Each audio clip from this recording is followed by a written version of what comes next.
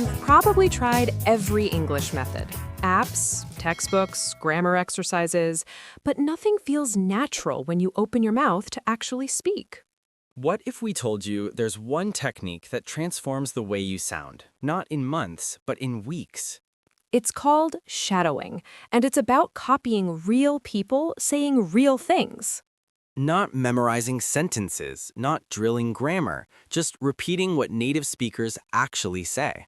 Today, we're showing you how this one technique changed our English and how it can change yours. This is Talk, Learn, Teach. Let's start shadowing. Hey everyone, I'm Alex, and I'm sitting here with Maya, who is genuinely one of the best English speakers I know. But here's the thing, and Maya, you can confirm this, you weren't always fluent. Oh my goodness, no. I remember when I started learning English, I could read pretty well. I understood movies. But ask me to speak, I would freeze. I would overthink every single word. What changed? Shadowing. And I'm not exaggerating when I say this. Shadowing completely revolutionized how I speak English. I went from being someone who could understand English perfectly to someone who could actually participate in conversations, real conversations, not the textbook kind. And that's why we're here today. Before we get into all the juicy details, I want to ask our viewers something important. If you're someone who understands English but struggles when you have to actually speak, this episode is for you. If you've ever felt that gap between listening and speaking, stay with us. Subscribe to Talk, Learn, Teach because we're building content specifically for learners at this exact stage. And share this with someone. I'm serious. If you know someone who watches English movies and understands everything but panic when they have to respond, send them this episode. Tell them, watch this. This will change your speaking. Because that was us. That was our struggle. And we want other people to know that there's a path forward, there's a technique, there's hope. So, Alex, let me ask you something that I think a lot of our viewers are wondering. What exactly is shadowing?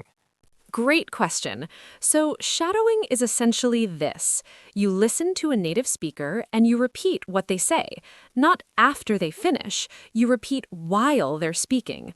You become their shadow. You're matching their pronunciation, their intonation, their rhythm, everything. So it's not like pausing a video and then repeating, it's simultaneous. Exactly. And the beauty of it is that you're not thinking about grammar rules. You're not translating in your head. You're just copying sounds. Your brain is absorbing the natural rhythm of English without the pressure of being perfect.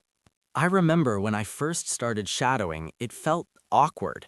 I was shadowing a TED Talk, and I'm standing in my apartment, speaking at the exact same time as the speaker, trying to match their pace. My roommate walked in and was very confused. That's the thing about shadowing. It looks a little ridiculous, but the results are insane. What kind of materials did you shadow? I started with podcast episodes that I loved. I listened to the same episode multiple times. First time, just enjoying it.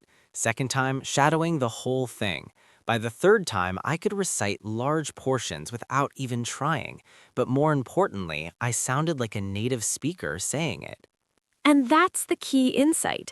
You're not memorizing, you're absorbing patterns. You're learning how English actually flows. The pauses, the stress on certain words, the way native speakers connect sounds together. It's called linking, and grammar books don't teach you this because it's too subtle. Can you give an example? Absolutely. In English, native speakers don't say did you like two separate words.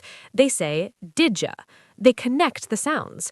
If you only learn English from a textbook, you'd say, did you eat breakfast? Very slowly and deliberately.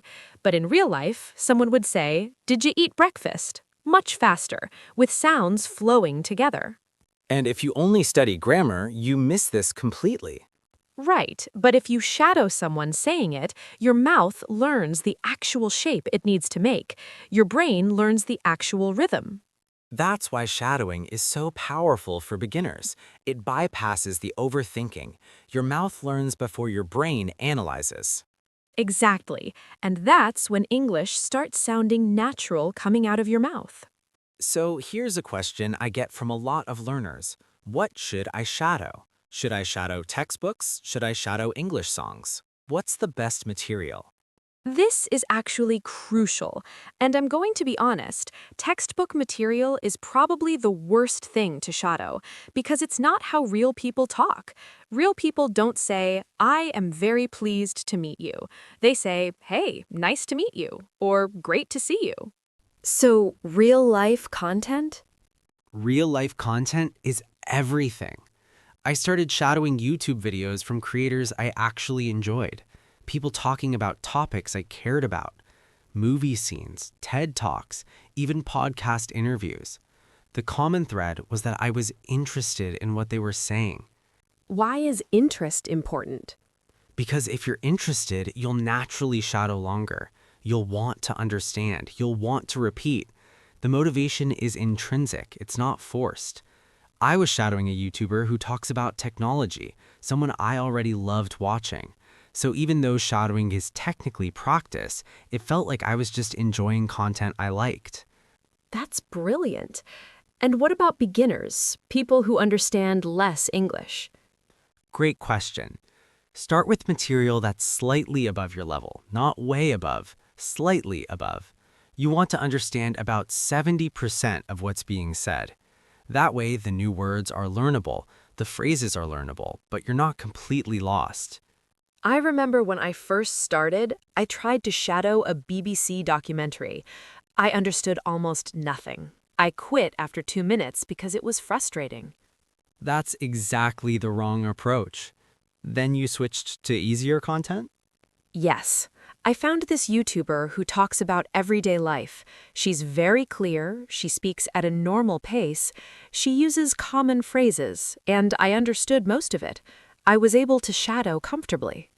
And that's when learning actually happens, when you're in that sweet spot where you're challenged but not overwhelmed. I started with one 5-minute video. I shadowed it 3 times a day for a week. By the end of the week, I could practically recite it. And more importantly, the phrases started coming naturally to you in your own speaking. Exactly. I wasn't even trying to memorize, but because I said, let me wake up early, or I'm getting ready for work so many times while shadowing, suddenly, when someone asked me, what are you doing? I naturally said, I'm getting ready for work, instead of slowly constructing the sentence in my head. That's the real power of shadowing. It's not about memorization, it's about automaticity. Your mouth knows what to say without your brain having to think about it. Let me give you some examples of real-life phrases that you'll learn through shadowing. These are phrases textbooks often miss, but are absolutely essential. Please, I want to hear these. So instead of, I do not understand, people say, I don't quite follow you, or lost me there, or can you explain that again? Much more natural. Oh, I would have said, I understand not, which sounds completely wrong. Right. And instead of saying, can I help you, people often say, what can I do for you? Or how can I help? Or even just what's up, depending on the context. Context matters. So much. Like you'd never say, I am hungry in casual conversation. You'd say, I'm starving, or I could eat, or my stomach's growling. These are the phrases people actually use. I remember learning these naturally through shadowing. I was watching a cooking show and the host said, I'm absolutely starving, so let's get cooking. I must have heard and repeated that phrase 50 times that week. Now, when I'm actually hungry, that's what comes out of my mouth. And it sounds natural because you learned it from a native speaker actually saying it, not from a textbook explaining it. What about phrases people use when they're uncomfortable, like apologizing or making mistakes? Excellent question. So instead of I am sorry, people say my bad, or my apologies, or sorry about that. And in more formal situations, I sincerely apologize. But the casual way, my bad is everywhere. I shadowed so much of this from a guy who does restaurant reviews. He'd try something and accidentally say the wrong thing, and he'd go, "Oh, my bad, I meant to say the crispy exterior." That phrase stuck with me immediately because I heard it in context multiple times. That's exactly how language acquisition works. Not isolated phrases. Phrases in context, phrases with emotion, phrases with natural rhythm. What about asking for clarification? Because that's something beginners struggle with. So instead of "can you repeat," people say that again, or "come again," or "pardon me," or "I didn't catch that." Very different from textbook English. And these are the exact phrases that make you sound like a real person. Because they're what real people actually say. When you're shadowing content from native speakers, you're picking up these nuances naturally. Your brain is learning patterns. I think what's amazing is that textbooks sometimes avoid teaching these phrases because they think they're too informal. But the truth is, informal is how people talk most of the time. Absolutely. And shadowing gives you access to informal English that most formal learning methods keep away from you. Let's talk about something that's been transformative for a lot of learners, pronunciation. Because you can know all the grammar, but if nobody understands what you're saying, it's a problem. And this is where shadowing is absolutely magic, because you're not just learning individual words, you're learning how words connect, how stress falls on certain syllables, how native speakers breathe between phrases. I had this moment when I was shadowing a movie scene, two people having a casual conversation, and I realized I'd been saying water wrong my entire life. I was pronouncing all the vowels, but the native speaker was like water, much shorter second syllable. That's such a specific example, but so important. Textbooks show you spelling. They don't show you how it actually sounds in a human mouth. Exactly. And I remember shadowing that same scene over and over until my mouth naturally said water instead of water. Now, when someone asks for water, I say it the way native speakers do, without even thinking about it. And that's the unconscious competence that shadowing creates. You're not consciously thinking about your pronunciation anymore. Your mouth just knows. What about stress and intonation? Because that's another thing that makes English sound natural or robotic. So in English, we stress certain words in sentences, like "I didn't steal your car" versus "I didn't steal your car." Totally different meanings. The stress changes the meaning. And you can't learn that from a grammar book. You absolutely cannot. But if you shadow a native speaker saying it with natural emotion and stress, your brain absorbs it immediately. You're literally copying their mouth patterns. I shadowed the scene where someone was really upset and repeating something for emphasis. "You said you would be there. You said you would call. Why didn't you?" I must have done that phrase 30 times.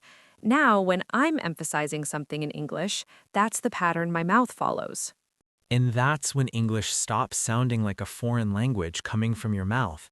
It starts sounding like you, a you who speaks English naturally.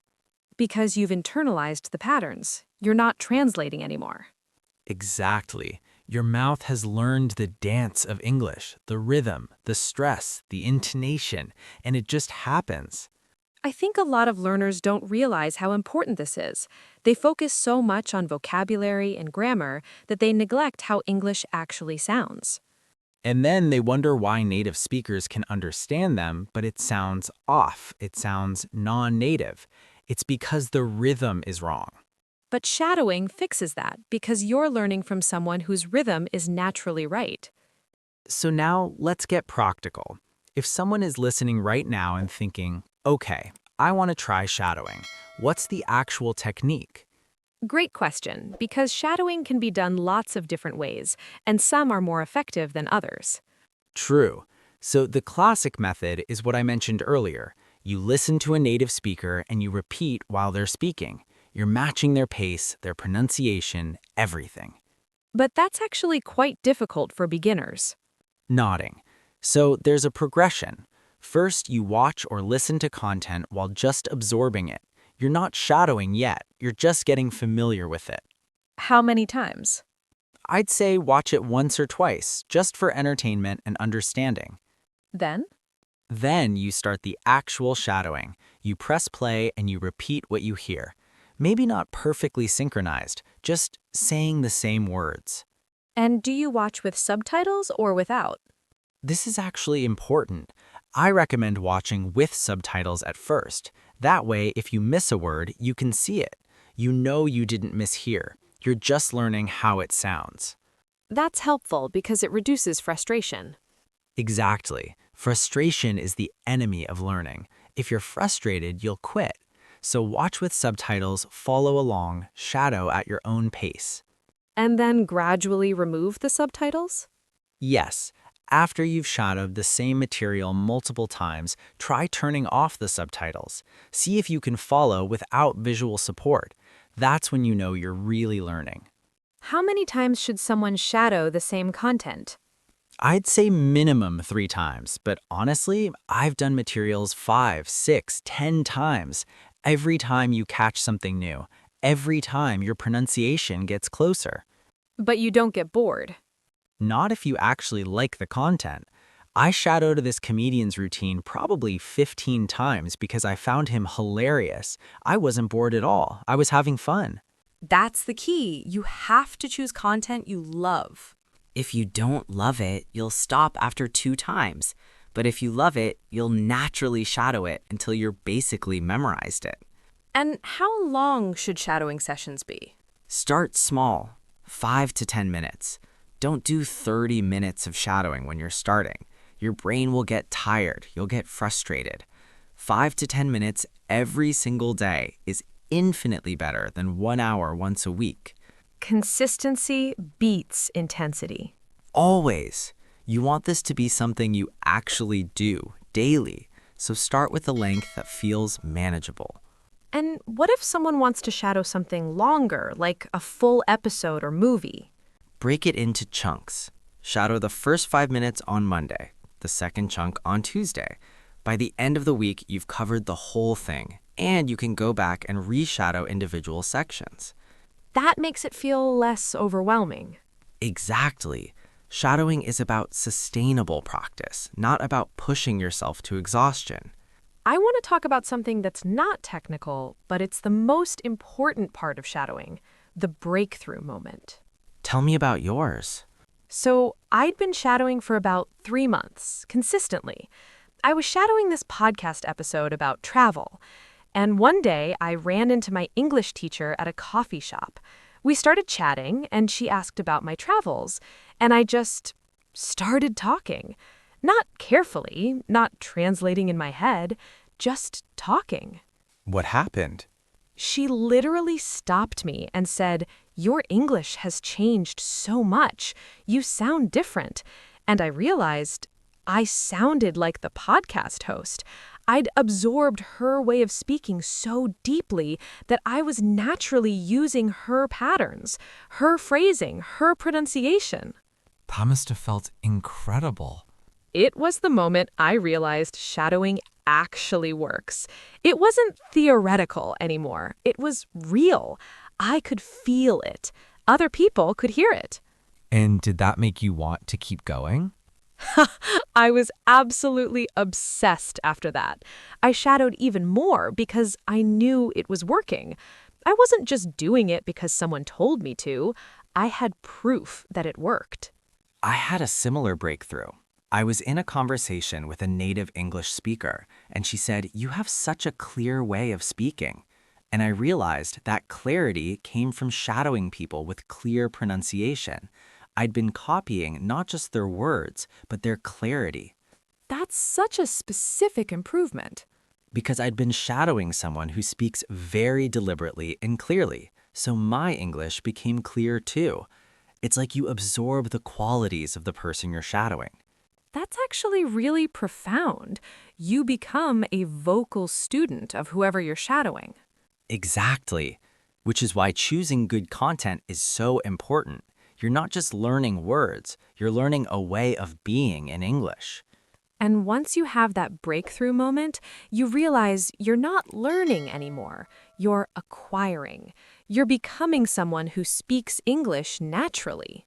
And that's when everything changes, because you stop being a learner and you start being a speaker. I think we should address something. Shadowing isn't perfect. There are obstacles, and I want to talk about them so people don't feel like they're doing something wrong when they encounter them. Great point. What's the biggest obstacle you encountered? Speed. When I started shadowing, some native speakers talk so fast. It felt like I was trying to shadow someone who's practically talking in fast forward. I couldn't keep up. And what did you do? I learned about YouTube's playback speed feature. You can slow down videos to 0.75 or zero point 0.5 speed. Suddenly, I could shadow. It wasn't quite natural speed, but it was manageable. And as I improved, I gradually increased the speed back to normal. That's brilliant. And it doesn't feel like cheating because you're still doing the work. You're still shadowing. You're just adjusting the difficulty. Exactly. The goal is to eventually work toward normal speed, but starting slower is absolutely fine. Thoughtfully, what about people who feel self-conscious, like they mentioned their roommate walked in? What if you live with people and feel weird shadowing out loud? Oh, this is real. I used to feel so embarrassed, but I got over it by reminding myself that this is my learning. This is my goal. And honestly, after I explained what I was doing, my roommate thought it was cool. She even tried it. So the self-consciousness usually fades, and headphones help. If you wear headphones, you can shadow quietly, your own person with your own audio. Another obstacle I faced was choosing content. Like, I wasn't sure what to shadow, and I wasted time trying random things. What worked for you? I eventually realized I should shadow things I actually wanted to watch anyway, not educational content because someone said I should, stuff I genuinely enjoyed. That's when shadowing stopped feeling like studying and started feeling like entertainment. That's so important, and it's a permission you have to give yourself. Your shadowing content doesn't have to be productive or educational in a traditional sense. It just has to be something that keeps you engaged. Because if you're engaged, you'll actually do it, and that's what matters. Another common obstacle is perfectionism. People want to shadow perfectly from day one. And then they get frustrated when they can't. Right, but shadowing is a process. The first time you shadow something, you'll miss words, you'll stumble. That's completely normal and expected. By the third or fourth time, you're getting it. By the 10th time, you're practically perfect. So people need to give themselves grace in that first attempt. It's not supposed to be perfect. It's supposed to be a first attempt. And honestly, knowing that there's a learning curve makes it easier to accept your imperfection on day one. Before we wrap up, I want to zoom out for a moment. Shadowing isn't the only thing you need to do to become fluent, but it's one of the most powerful single techniques for a specific problem. Which is... the comprehension-production gap. You understand English, but you can't produce it naturally. That's the exact problem shadowing solves. because you're learning how native speakers produce English. You're copying their production. So when it's your turn to speak, your mouth already knows what to do. And I think that's why so many learners find shadowing transformative. It's not that they suddenly understand more vocabulary, it's that they suddenly can speak more naturally. I genuinely believe that if you spend 3 months shadowing content you love, your English will change. Not a little, dramatically. And the beautiful part is that it builds momentum. Once you have that first breakthrough where someone compliments your English, you want to keep going. You have proof that the technique works. You stop doing it because someone told you to, and you do it because you're seeing results. That's intrinsic motivation. That's when real learning happens. I also think shadowing is democratic. You don't need an expensive course, you don't need a tutor, you just need content you love and willingness to repeat it. Exactly. Anyone with a YouTube account can become fluent if they commit to shadowing. Anyone. That's the power of this technique. It's accessible, it's effective, and it's real. And it's not boring because you're learning from content you're genuinely interested in. So, if you're listening right now and you've been stuck at the same English level for years, if you understand but can't speak, if you want to sound more natural, shadowing might be your answer. It was my answer, and I want everyone to have access to this technique. As we wrap up today's episode, I want to thank you for spending this time with us. Learning English is an investment, and you've invested in yourself by listening to this. If you found this episode valuable, if you're actually going to try shadowing, or you've already been shadowing and this confirmed what you were doing, please subscribe to Talk, Learn, Teach. This is how we know we should keep making content like this. Hit that like button. Share this with someone who's been struggling to sound natural in English. They don't need another grammar lesson. They need shadowing. And here's what I really want to happen. In the comments below, tell us about your shadowing journey. Have you tried it? What content are you shadowing? What's the first English phrase that you've learned naturally through shadowing? Or if you're new to shadowing, tell us what content you're going to try. What's something you love, a movie, a show, a podcast that you're going to shadow?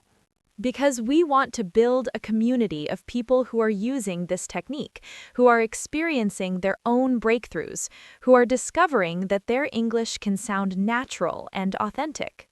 We'll be reading every single comment. We'll be responding. We'll be cheering you on when you share your wins. Your English matters, your voice matters, and your accent, even if you have one, matters. It's part of who you are. We want you to speak English confidently. Not perfectly, confidently. And shadowing is the technique that gets you there. Thank you so much for being here tonight. Thank you for believing that your English can improve. Thank you for being brave enough to practice out loud even when it feels awkward. Keep shadowing, keep speaking, keep becoming more yourself in English. We'll see you next time on Talk, Learn, Teach, where your accent is your authenticity and your voice is your power. This is Talk, Learn, Teach. Now go shadow something amazing.